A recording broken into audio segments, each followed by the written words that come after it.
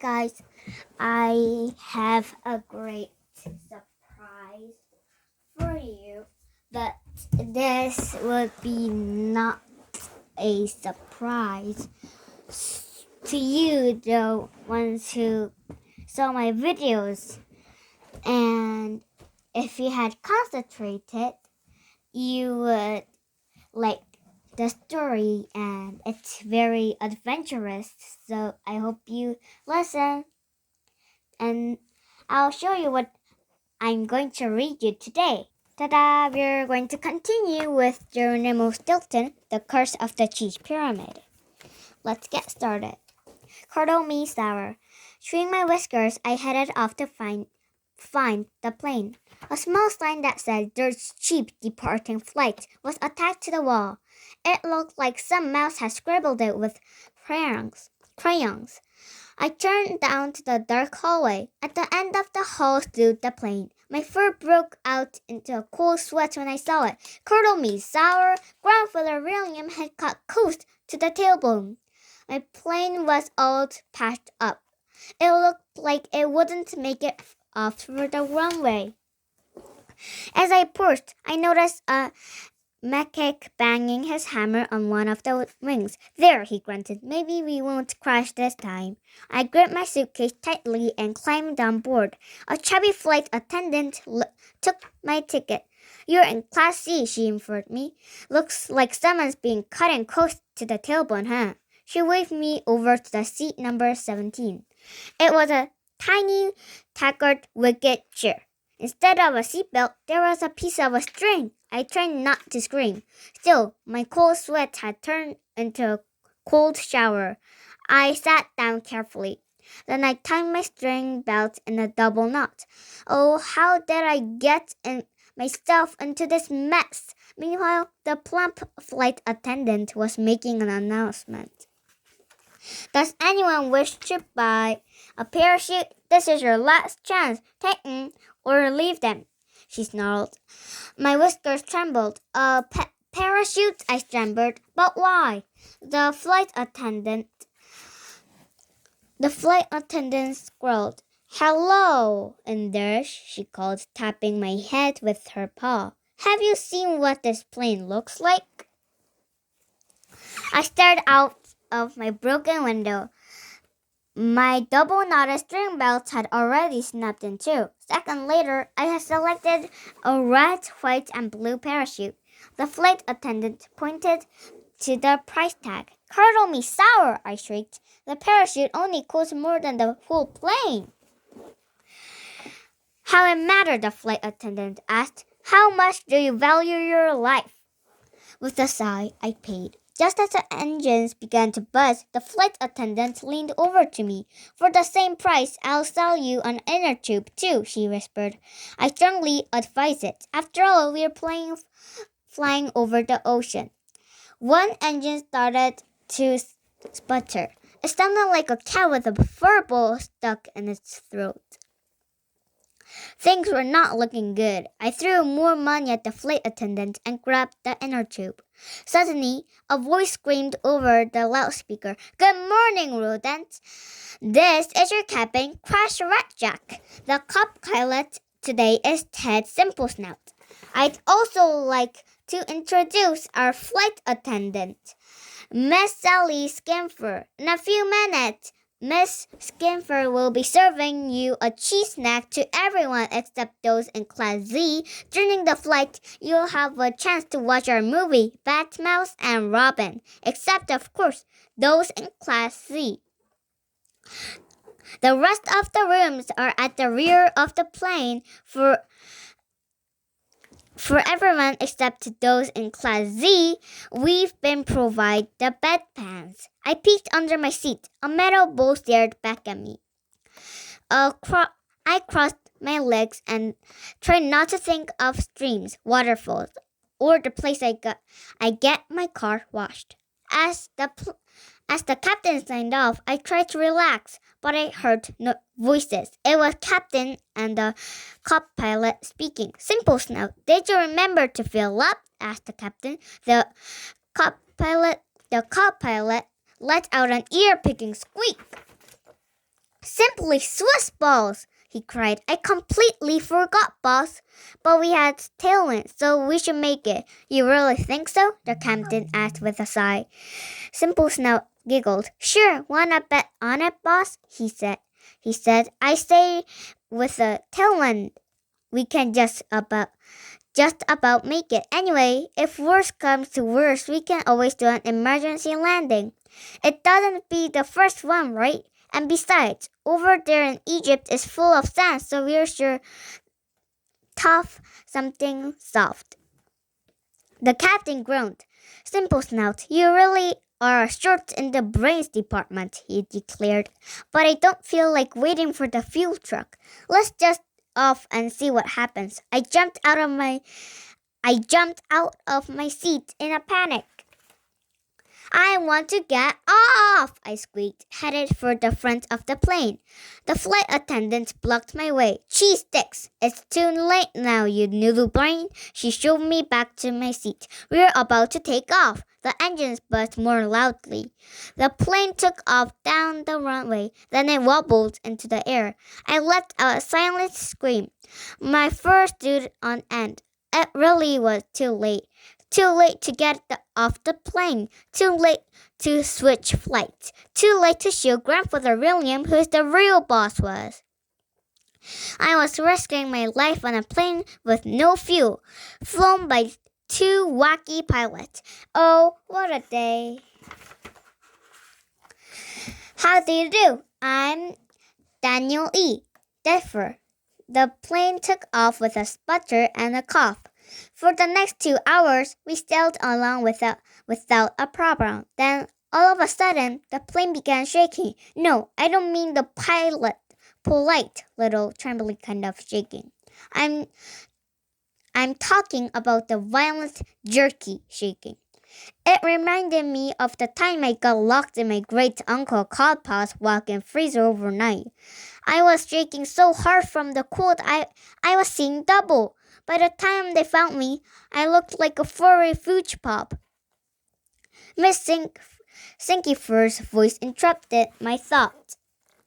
Passengers are kindly requested to hold their passports between their teeth, she instructed. This way, your fur will be easily identified in case we crash. I gripped my whisker chair tightly. If I tried humming a tune, I would feel better, I decided. Yes, a happy little jingle might do the trick. But before I could think of it, the mouse behind me beat me to it. Only he wasn't humming a happy tune. He was humming a song that made grown mouse cry. It was called Goodbye, Sweet Cheese, Goodbye. I turned around. I was snout to snout with a very old, odd-looking mouse. He wore a black and a wig and was dressed in a purple from his tail to his whiskers. His mustache dropped sadly over his snout. I wore a very unusual watch on his paw. It had a picture of an open coffin with a book with a dusty cover. It was called A Rodent Guide to the World's Most Beautiful Centuries. I gulped. I wouldn't want to run into the mouse in the dark alley. He was a creepier than a ghost cat on Halloween. Allow me to introduce myself, said the sad mouse said in a gloomy tone. My name is Daniel E. Detfer. I'm an undertaker. Passengers are kindly requested to hold their passports between their teeth. I nodded. Now I knew why old Detfer was so depressed. He spent his days staring at stiff. With a heavy sigh, the unhappy mouse stared out the window. Looks like we might crash, he predicted. Oh wow, I guess you win some and lose some. My whiskers stood on end. Holy cheese, I croaked. The undertaker blinked. You sound surprised, he said. startled. You must know air travel is very, very, very dangerous. Plus, we're sitting right on top of the wing. Did you know that the wing is the most dangerous place to be when the planes go down? By now, I felt faint. I tried taking deep breaths, but my lungs didn't seem to be working. Spots swam before my eyes. No, I screamed. I'm too young to go. I haven't climbed Mount Everest yet. I haven't trickled through the great mousewood forest. And besides, I still have a whole unopened package of cheddar cheese bars at home in my fridge. Too bad no one heard me.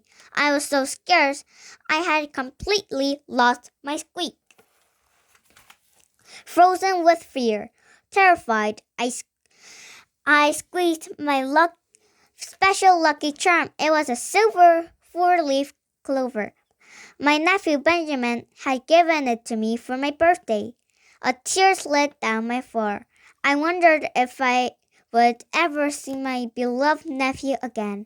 The plane was jumping up and down, like my sister Thea in her step class at Ratalani. I was frozen with fear.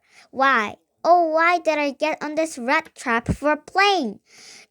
Just as I was about to drown on my own tears, we stopped bouncing. The flight attendant made an announcement. The turbulence is over, she squeaked. Passengers are requested to keep their seatbelts fastened. We'll be landing in half of an hour. I heaved a sigh of relief. I knew we would make it, I told myself. But of course, I spoke too soon. Seconds later, disaster struck. The engines died. The silence was sickening.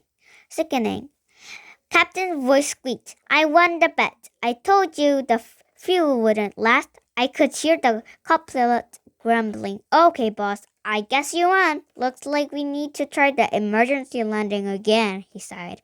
My eyes popped open. Emergency landing? Help! I shrieked. I couldn't take it anymore. The nerves were shot. What did I do to deserve this ending? I tried to be a good big brother to Thea, and now I was doting uncle to Benjamin. And then, of course, there was my cousin Trap. Well, I guess I could try to be a better cousin. But Trap was so annoying. He loved to play mean jokes on me, like on my birthday when he put hot chili peppers in my cheesecake. I stared out my broken window. Think positive, I told myself. The plane circled. Circled, yeah. Over the ocean, then it headed for the desert. It looked like we were about to dive straight into the sand.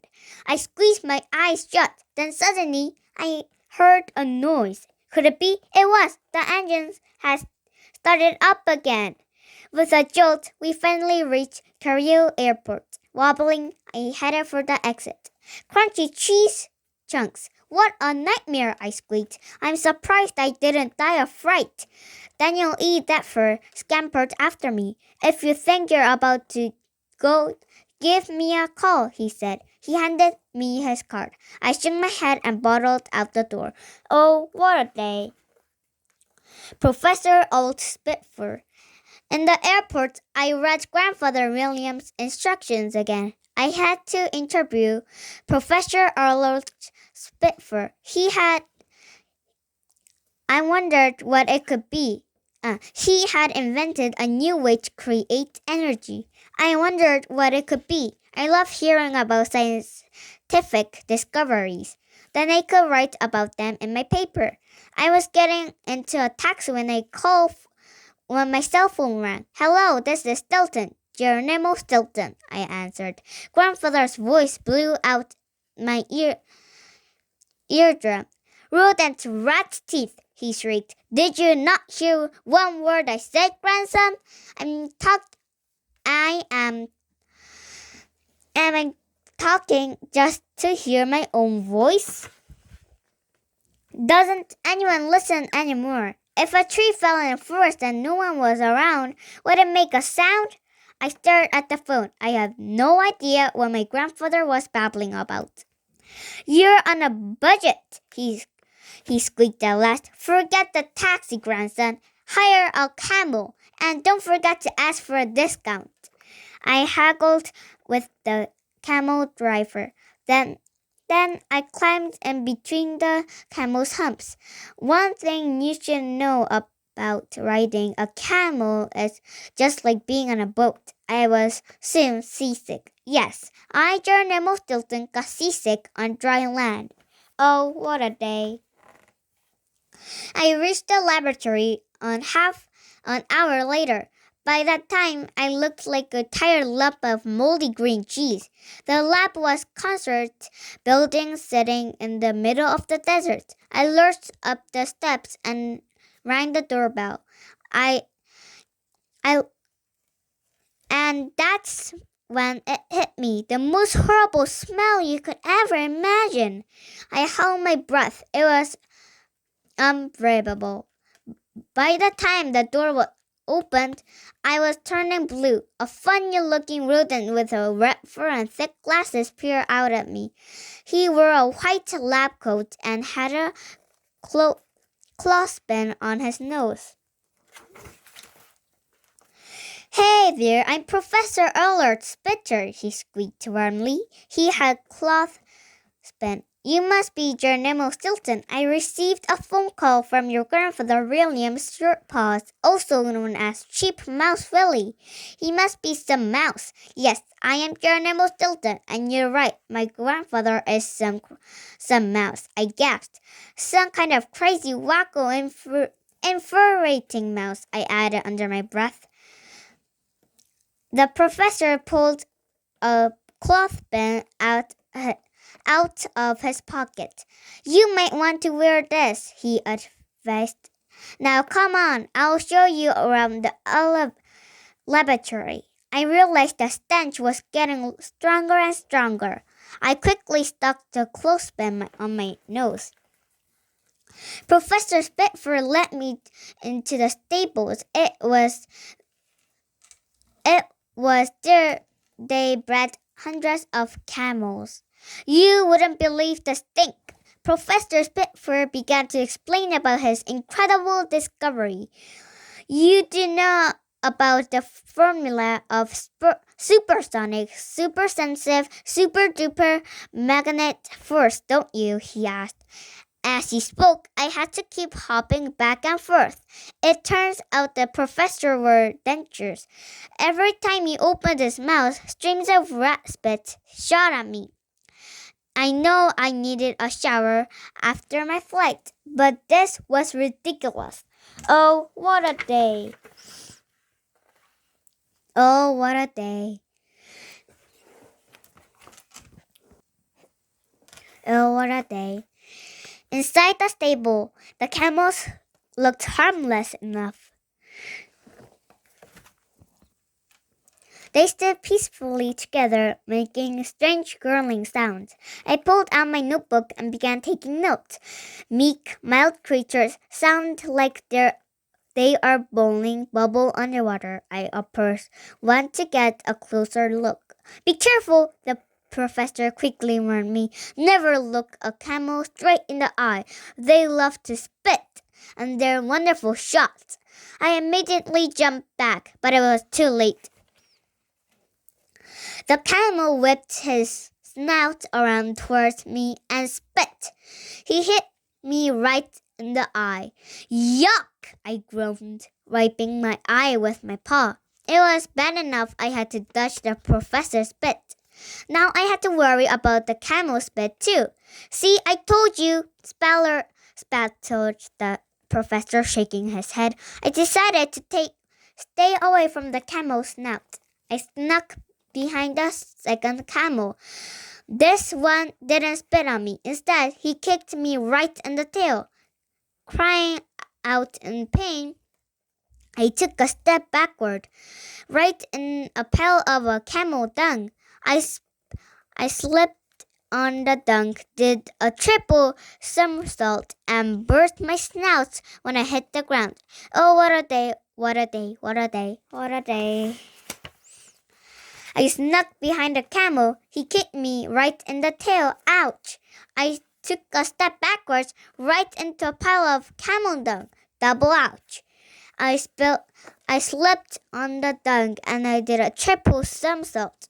Ouchie, ouchie, ouchie, and brushed my snout when I hit the ground. Ouch! What a smell, what a stench, what a stink. Just then, Professor Spitfire began shrieking, "Look out, what are you doing? What? That's rare precious material," he cried. I scanned the table, scratching my fur. What? What raw material? I stumbled. The smell in the stable was making me dizzy. I felt faint. It was worse than the time my grouchy grandma once burned her revolting blue cheese and got a casserole. The professor lowered his voice as if he were about to let me in a big secret. Big secret. "You must have figured it out by now, right?" he whispered. "The raw material I used to produce energy is camel dung." He dragged me out of the laboratory. Then he pointed a yellow building in the shape of a street cheese pyramid. Smelling brown smoke drifted out from its chimney. Beside the pyramid stood some huge solar panels. I used the stuff to fuel the boiler. Then I ferment the camel dung, the professor exclaimed. "The fumes turn on an engine that creates energy." I gasped, choked by the fumes. What a smell, what a stench, what a stink. I'm never going to get this stink out of my fur, I thought. No one will want to sit next to me on the plane ride home. They'll have to hand out clothespins to the other passengers, or maybe they'll give me a special seat attached to the outside of the plane. Oh well, I couldn't worry about that now. I was getting too excited about the professor's discovery. It looked like his invention really worked. I glanced down at my notes. "Professor Spitfire, are you saying that camel dung can make energy?" I asked. The professor shook his head and chuckled. "Well, not exactly," he exclaimed. "You see, you also need a secret ingredient. It's strictly hush-hush ingredient that I hide in here." As he spoke, he hit his forehead with his paw. I kept on writing. Hush hush ingredient. Hush hush ingredient that I hide in here. As I spoke, he hit his forehead with his paw. I kept writing. Ingredient, big secret in here. "Yes, Stilton," the professor sputtered on. I keep the secret inside my creaky old brain, my noggin, my think box. And do you know, Stilton, where I got the idea for the secret ingredient from? Do you, Stilton? Well, do you? I hopped about. The professor was getting more excited than a cat on a rodent luxury cruise ship.